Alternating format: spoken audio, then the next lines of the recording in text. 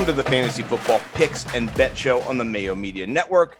I am your host, Scott Simpson. Glad to be back. And as always, we are sponsored by PrizePicks. You can sign up for PrizePicks using the link in the description below.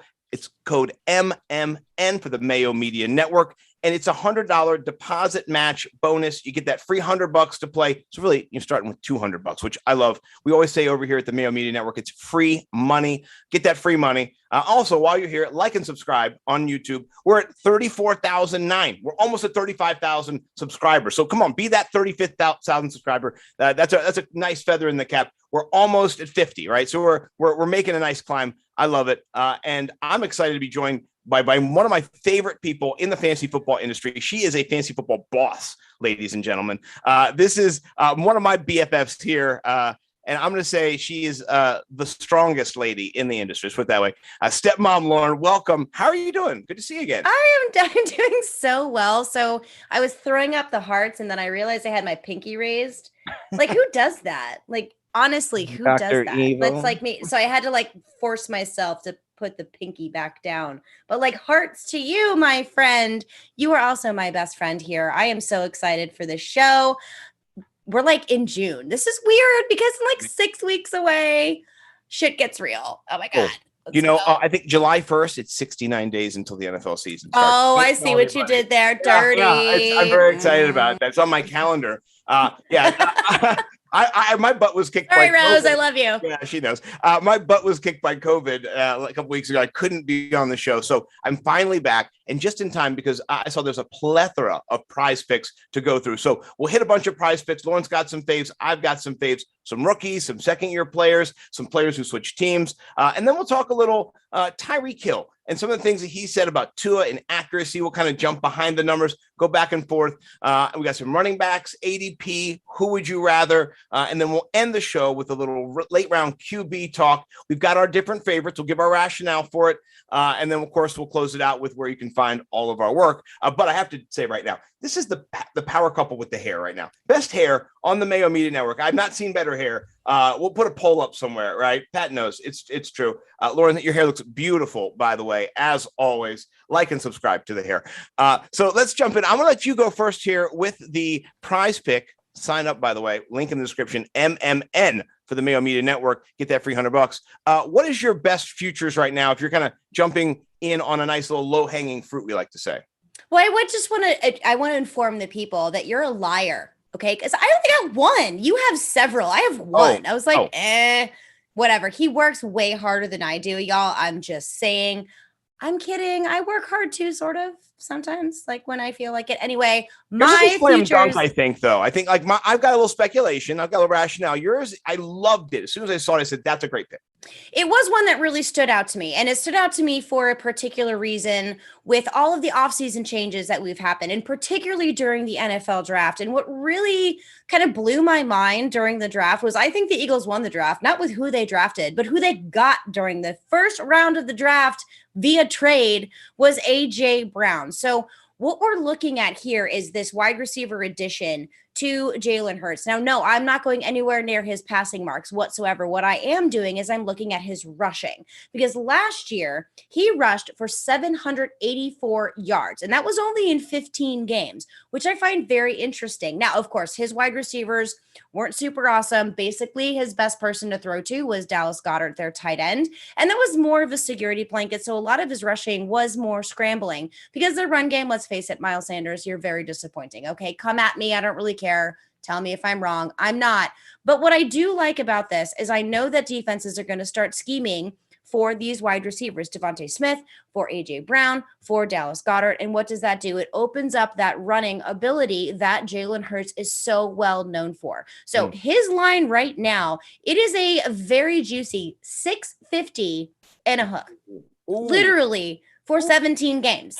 18 games? How many do we do here? I don't even know. Either way, I know that's low. I know it's low. So in 15 games, if he was able to rush for 784 yards, I'm going to take the over on this one. This is very intriguing to me. I liked it. It stood out to me. It popped out. And I was like, you know what? No, I need to take this. I'm going to do the over. Jalen Hurts rushing yards over 650 and a hook.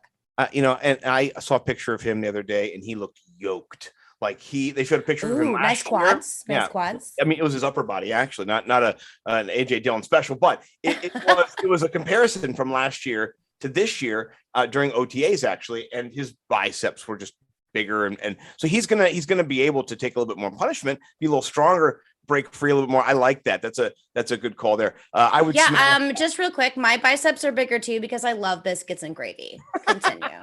Oh man, but mine for pepperoni pizza, guilty as charged. So hey, let's go. Well, that's a slam dunk. I do like that pick a lot. I'm going to jump down. I've got the same number, 650 and a hook, right? It's a good number. I'm going to take the running, category as well, but I'm going to jump over to a rookie running back drafted in Seattle, Kenneth Walker, and Ken, whatever you want to say. That's such a low number. And you might go, Scott, you're nimble with numbers. Let's hit me with the numbers, right? Well, last year, Rashad Penny in 10 games, averaging 6.3 yards per carry, had 749, right? The rest of the other running backs, Alex Collins, DJ Dallas, Travis Homer, you add them all up, you're looking at like 1,900 yards almost for this offense. You want to have some of those yards, right? That sounds good. If you're in that 650 of those in a hook, you can fall forward for that last hook into the end zone, maybe whatever, win your fantasy league. But I like that number. And even though it's a rookie number, maybe people aren't going to be on that. I think it's a sly little pick. Rookies, running backs, they want to get started right away. We've seen that with almost every single early round running back. You don't draft somebody in the first 3 or 4 rounds of the draft, just to go, it's going to wait. We're going to wait for this guy. We're going to see if he blooms as a running back. We're gonna Derrick Henry him. By the way, holy shit to the Titans for Derrick Henry. I mean, he was so great, now, but he could probably doing that the whole time. So I don't know. Shame on you, Titans. Anyway, speaking of AJ Brown, a connection there. So I like that play. What do you think about this? I saw you doing a little heart thing again, which I'm a fond of. Oh my gosh. Okay. So I am all in on this. So peel back the curtain here a little bit, which I said last time when I brought up Kenneth Walker as the exact same thing. I am doing the exact same thing that you did on the last show, which just real quick, I called him Brees Hall because I was really sick. Okay. Just y'all, I was real sick and I messed it all up real high on cold medicine, but I then changed it and got it correct. It is Kenneth Walker. And one of the big things that I want to bring up as well is I know that Pete Carroll likes to rotate his running backs and it's all like, bleh. However, Chris Carson has, first of all, no timetable to return after his neck surgery. And it's not looking good. There's not even good news coming out. And Pete Carroll, who's the epitome of optimism, is like deflection constantly when it comes to anything that has to do with Chris Carson. So for me, this is one of those examples of where they can use a run game. And where this really speaks to me is there is no Russell Wilson. There is going to have to be a solid run game because I don't know if you can see this right over here, folks. This is called Mizzou. So I know Drew Lock very well. And Geno Smith is decent. Unless they pick up someone like Baker Mayfield or Jimmy Garoppolo, I don't even know. Who even cares? It doesn't matter. They don't have a quarterback that is used to this system. They don't have a good, solid passing game that we can predict. So absolutely, Kenneth Walker is going to be seeing touches. He is going to be seeing rushing yards. And I absolutely love this. I think this is a slam dunk. It makes me feel good when I get affirmed, by the way, by anybody, but by you. And me too, right? Yeah. Way better. All right. So let's see if we can do some more affirming. My next pick is an opportunity pick. Marquise Brown in Arizona finds himself the de facto wide receiver 1 for the first 6 games of the season, right? So let's say in those first 6 games, he averages, I don't know, like 80 yards a game, which is, that makes sense. He's sitting on like 500 yards or so when our guy DeAndre Hopkins comes back from suspension. Then you have both of them, right? Which is going to probably give him better coverage options. But these guys were teammates before, right? They played together. I think maybe like in college or something. I don't know. So I think there's some repartee that's going to take place between Marquise and Kyler Murray. I'm super excited about this. It's 10, 50 and a hook. They always throw the hook in there because they got to cover themselves in that 1 yard that they don't want to get screwed on. I get it. But I really like this. Let me just tell you right now, this is a little, I use fantasy data. So, that's one of my favorite sites. Love fantasy data. I want to jump in here right now. Yes. Fantasy data, awesome place. the things you can find in there is awesome. Continue. And I 100% agree with that. I use them every day when I write. It's just that, I'm not writing right now, but when I do, K Magnifique, they're losing Christian Kirk, right? It's about 1,000 yards gone. And then, so going into the season, they've got AJ Green. Okay. He's got 850 yards last year. Rondale Moore, Antonio Wesley. Right. So I think you're going to have an opportunity there to hit that number. And I want to say, how are you feeling that? Are you on that? It might not be a slam dunk, but I do think it's a sneaky play. It is a sneaky one. And I'm glad you did preface that with, it's not just a slam dunk. It's not something that we can obviously expect to go in here. So I don't hate this one at all. What I will do say, I love that. What I will do, that's where my English comes in. Because if you know anyone who's from England, they always say will do. But what I will say, and what I would like to do, is keep your eye on anything that has to do with Zach Ertz, who is going to be in that offense. Now, I know we're not bringing up in our prize picks, but keep your eye on what he is going to do, because he, I believe, has the most opportunity in this offense. But I really like what your argument is. I like what you're throwing down here.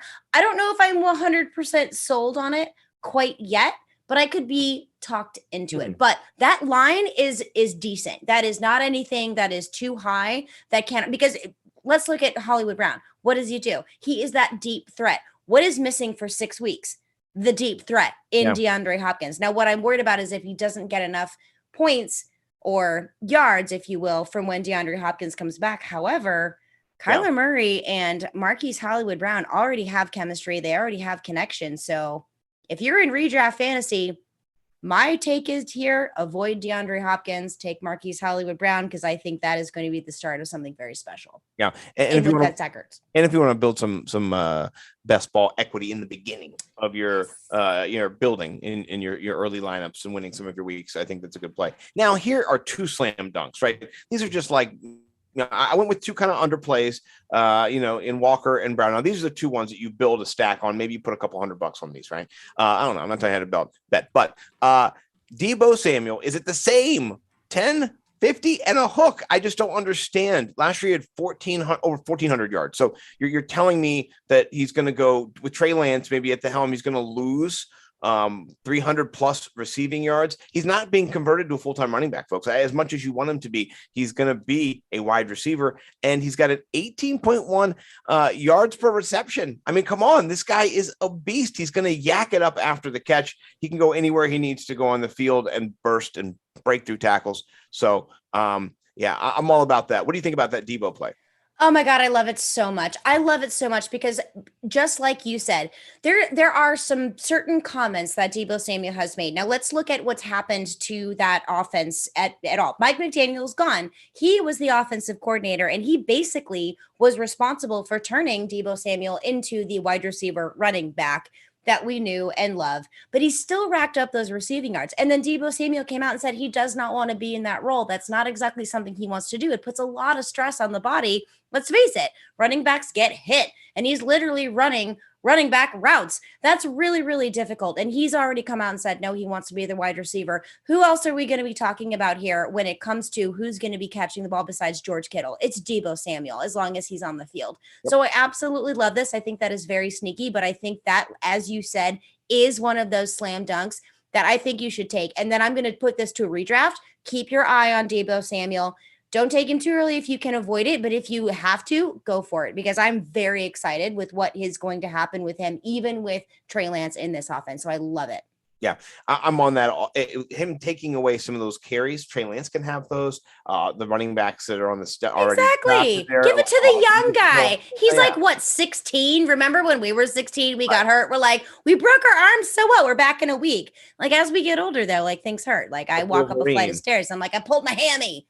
Oh man, I don't even want to talk about being injured. All right, let's talk about the last one here. This is over in receptions, 75 and a hook for Jamar Chase. Last year he had 81, right? You think, okay, yeah, maybe that's kind of close, but that was his rookie season, right? Like that is with the offense. They're still getting rapport. I know it's Joe Burrow, but I love that number. I see that number increasing this year. I think he's going to end with, he's going to be in the 90s. So I think that's an easy win for anybody. If you're hedging your bets, do you think Jamar Chase is going to have a worse season or a better season? I think maybe not touchdown wise, but yards, I think it's going to be up. Receptions will be up too. Full disclosure, I was super jelly when I saw that you picked this. I'm like, how did I miss this? How did I miss this? But that's what we're here for, right? We're No. here to show you what things you can see on PrizePicks. Find those little gems, those hidden gems that even I missed. And when I saw it, I was like, that is so obvious. It's dumb.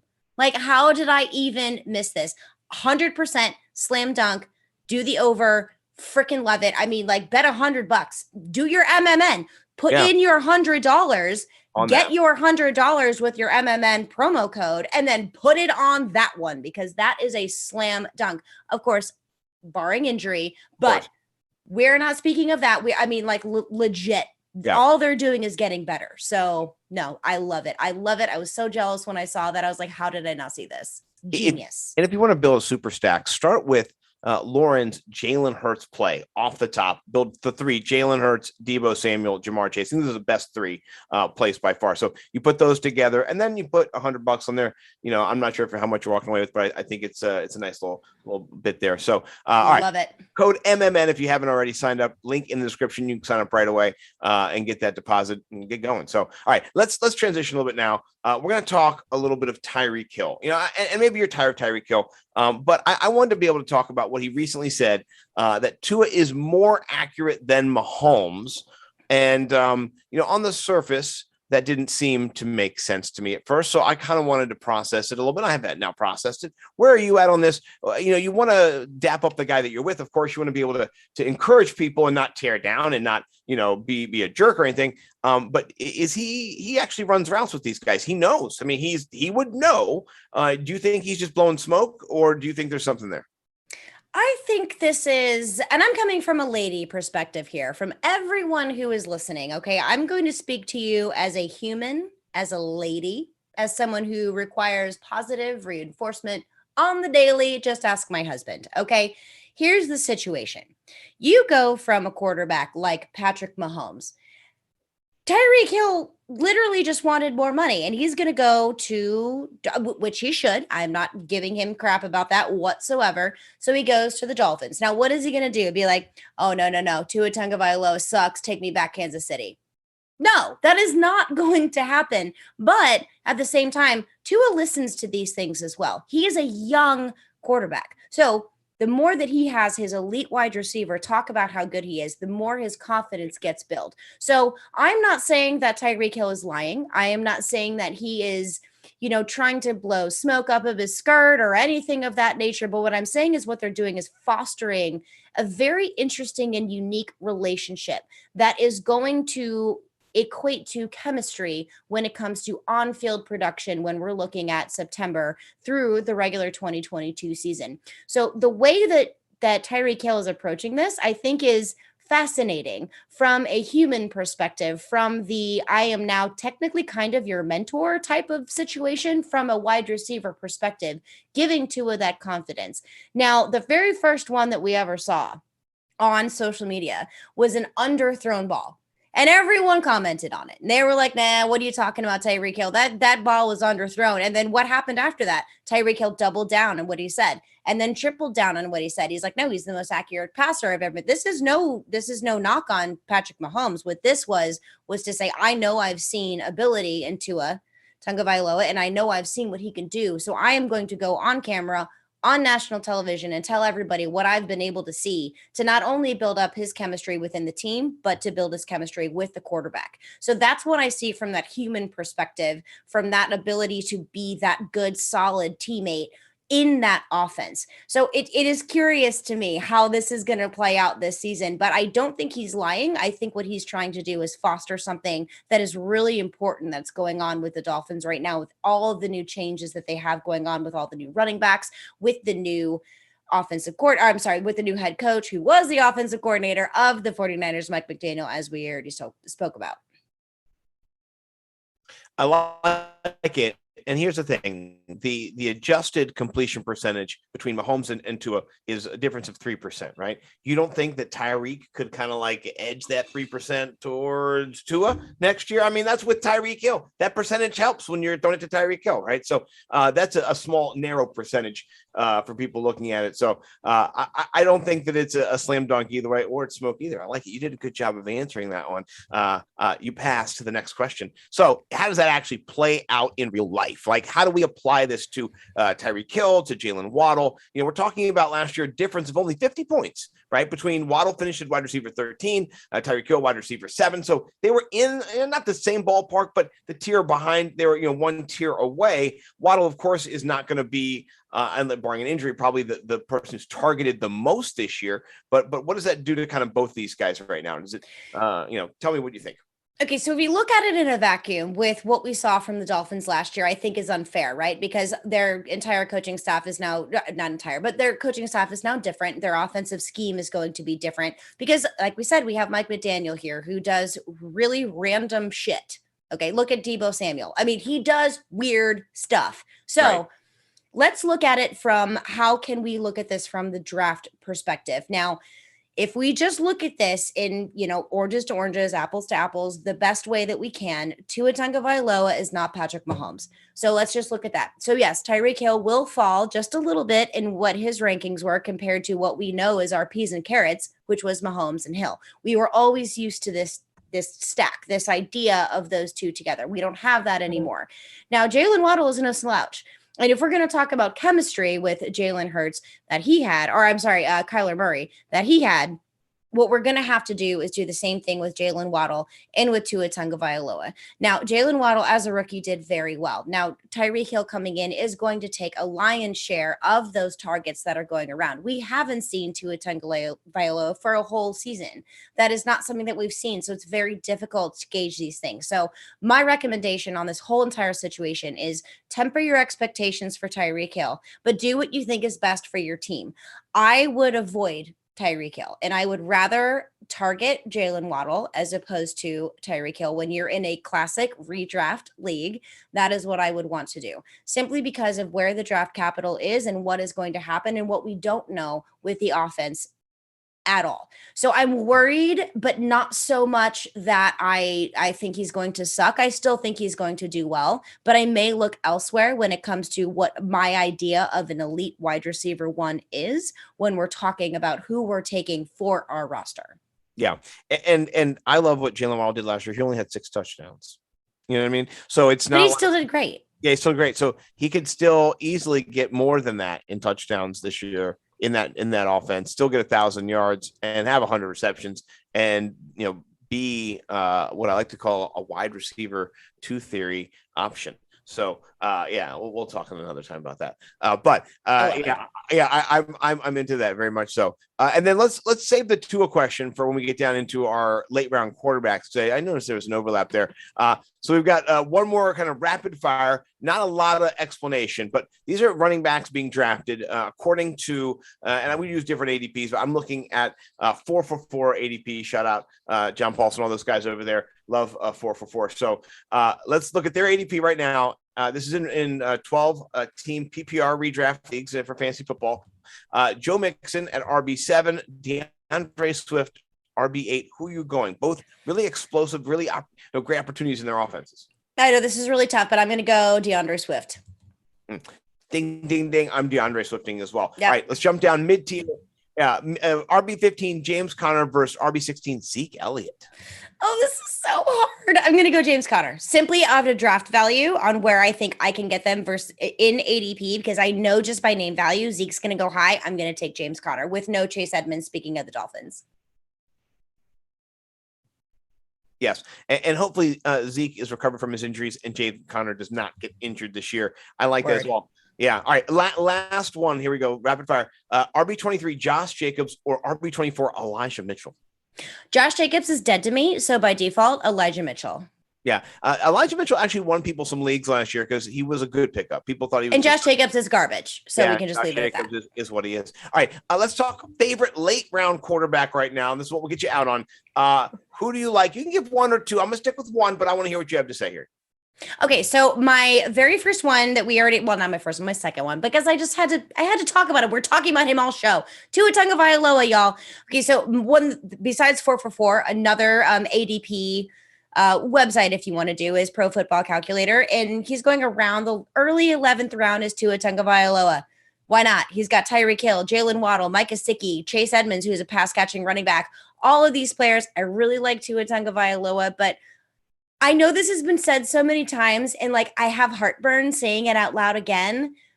But y'all, it's Derek Carr with Devontae Adams and Darren Waller and Hunter Renfrow, please. And all that money that he got, and Josh Jacobs is dead to me. So yes, give me Derek Carr as a late round quarterback. I'm in.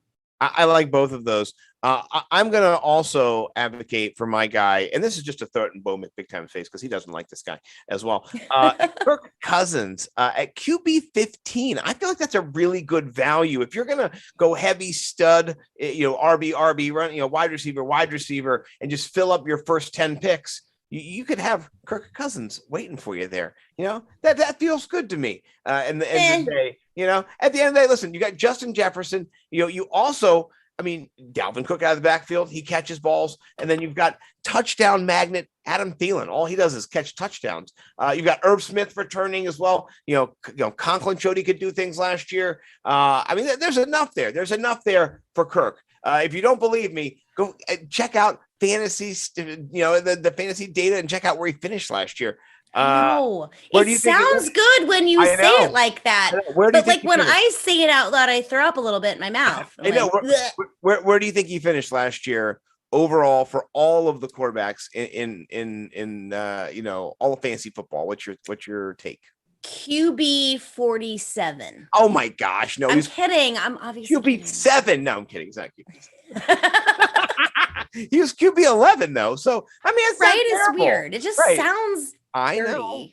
Listen, he threw the ball 561 times. That's a lot because their defense sucked. So, that's what you. But there's also a new coaching staff here that's going to be happening. So that's also something. I'm totally arguing with you. Listen, and I'm not sorry about it. Listen, I would take Derek Carr over Kirk Cousins. Easy. I've been a Derek Carrite for a while. Me and Bum big time clashed on that. Is that a thing?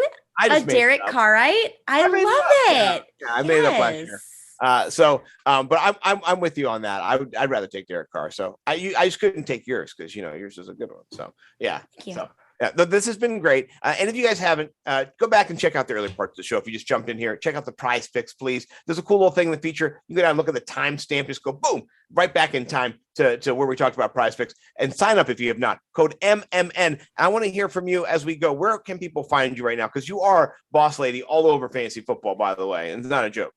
Oh, thank you so much. You all can find me on social media. It's at Stepmom Lauren. And no, not that one. I'm the fantasy football Stepmom Lauren. You guys can also find all of my work on my website, stepmomlauren.com. Come and talk to me. Talk to me about football. I love it. I love answering your questions. This is one of the greatest things that I love to do. And I'm very lucky to be able to work with people like my boy Scott Simpson and our producer extraordinaire, Josh. Aren't you? Shout out Josh. Yeah, and I have to say, shout out to my daughter London, who graduated 5th grade today.